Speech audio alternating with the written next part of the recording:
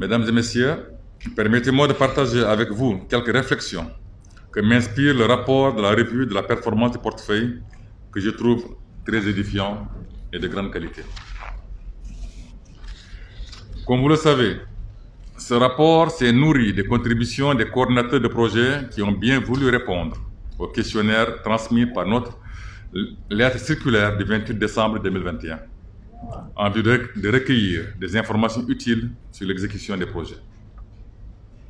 Je voudrais sur ce point relever, pour le regretter, que sur les 110 projets du portefeuille, 50 projets seulement ont fait l'objet de réponses, soit un taux de 45% du nombre des projets, représentant 50% du montant global du portefeuille. Je voudrais remercier les coordinateurs de projets qui ont répondu au questionnaire et saluer leur sens de responsabilité. J'exhorte tous les coordinateurs de projets à prendre la mesure des enjeux et de bien vouloir répondre aux questionnaires qui leur seront envoyés à l'avenir, en vue d'apprécier leur performance et de s'améliorer si nécessaire.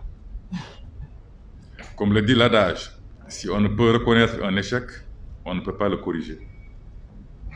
Si on ne peut reconnaître un succès ou un échec, on ne peut rien en apprendre.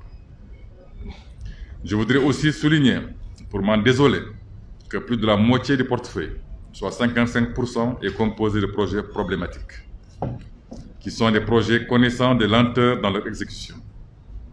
Parmi ces projets problématiques, 47,5% enregistrent des dépassements d'au moins 2 ans par rapport à leur date initiale de clôture, avec des projets qui ont des dépassements allant jusqu'à 9 ans.